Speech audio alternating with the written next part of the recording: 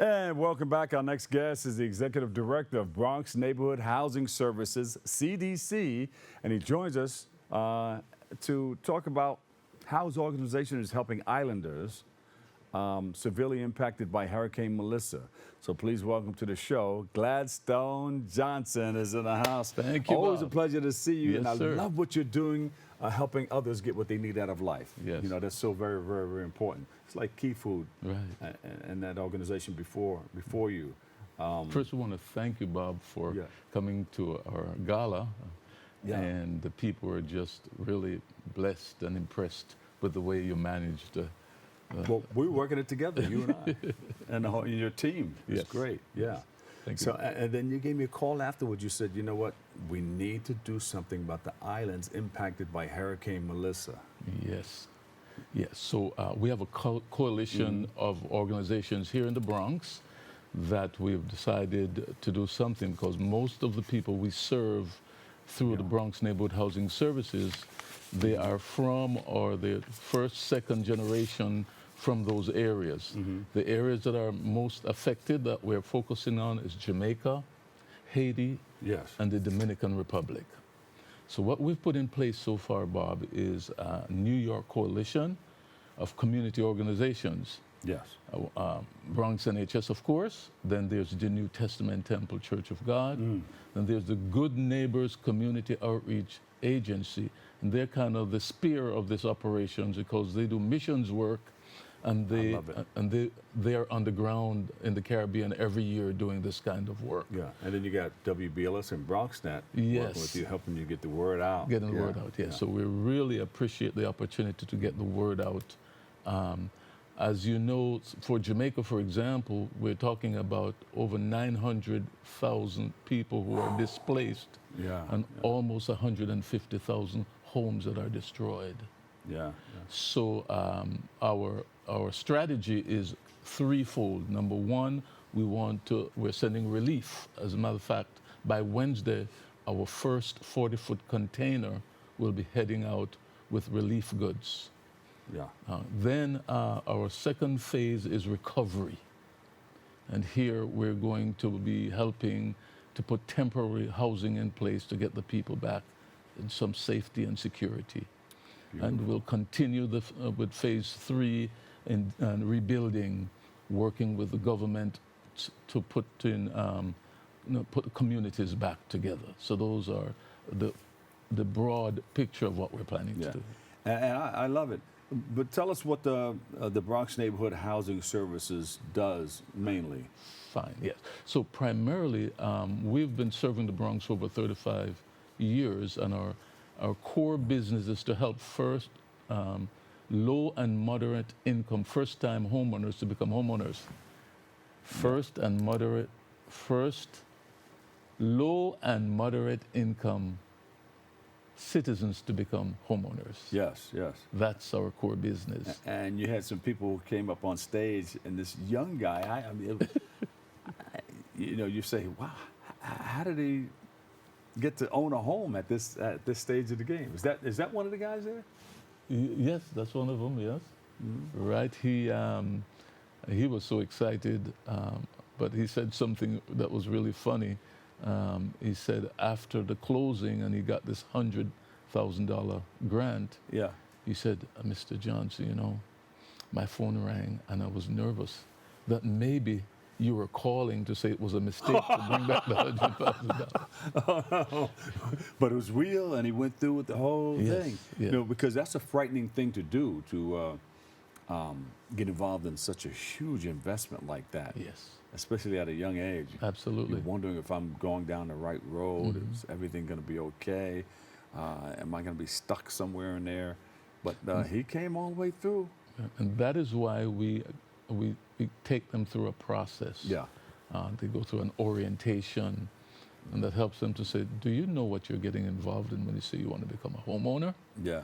And then we have these housing education. That's like a whole day class. Yeah. As a matter of fact, this past Saturday we had one of them where we took 19 people through the housing education course, which is they get a certification. Yeah. And then they're now qualified to compete for the grants that are available to them. Look at that. And see, a lot of that's coming to you, and you're helping a lot of people in the community with home ownership. Yes. And now you're able to help when a disaster like Melissa strikes Right. on islands. And so we've organized ourselves to be able to respond to this crisis. And so our goal is to send about 7 40-foot containers of relief supplies. Yeah. And then we've already identified one young lady. She is a single mother and is about to give birth to her second child. And she lost her room. She had one room that was attached to her parents' home, and the hurricane took it.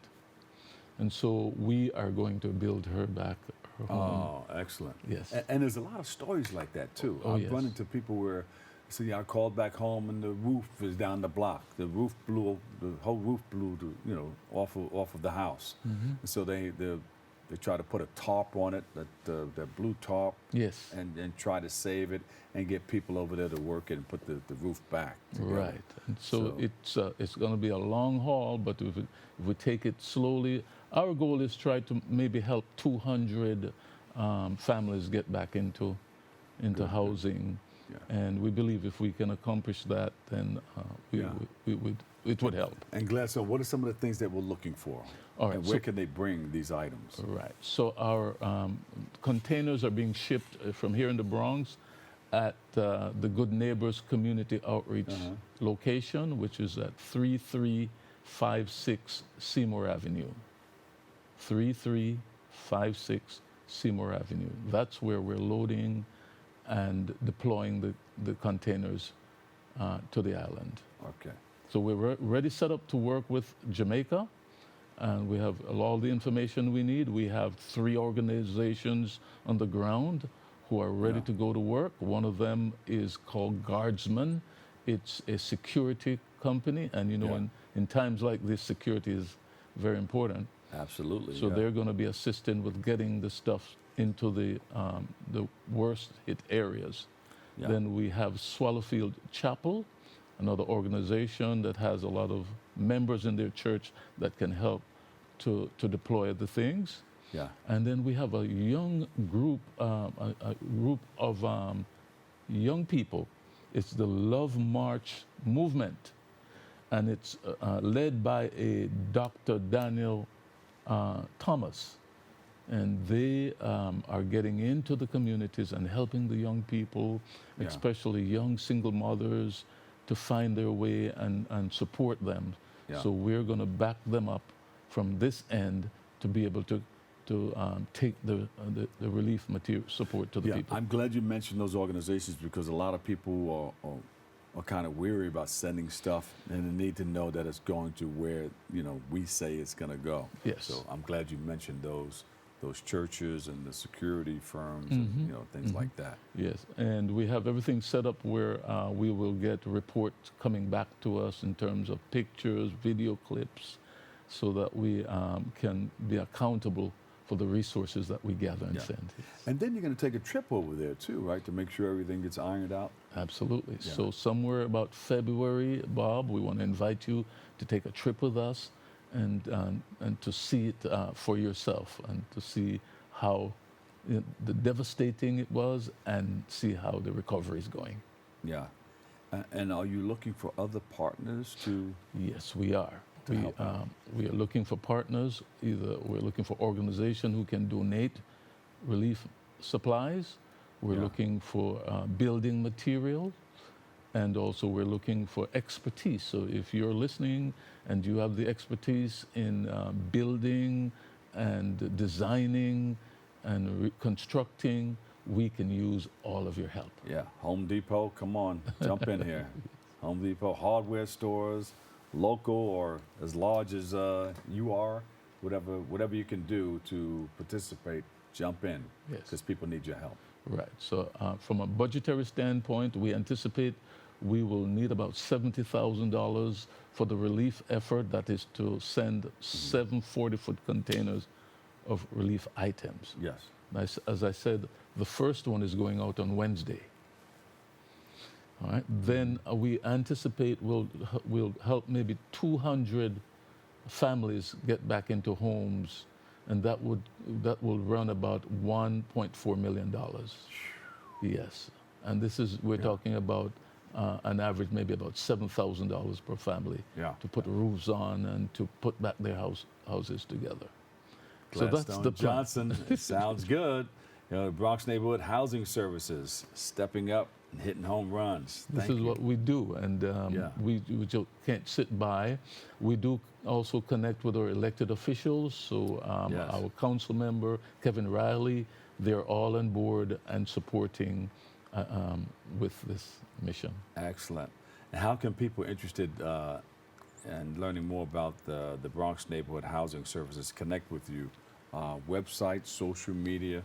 Yes, sir. So first, you can call me directly at 914-275-3961. Our website is bronxnhs.org. And we're all over social media, Bronx NHS. You just look us up. We're out there doing the work. Yes. I love it. That's what it takes. Yes. You know, a lot of people talk, but you guys talk the talk and walk the walk. Yes, sir. I love it. Bronx Neighborhood Housing, the director, executive director, Gladstone Johnson. Thank you for all that you do in our community. Thank you, Bob. And helping others get what they need out of life. It's so very, very important. I appreciate you. Yes, sir. We'll take a quick break right here. Stay tuned. I've got more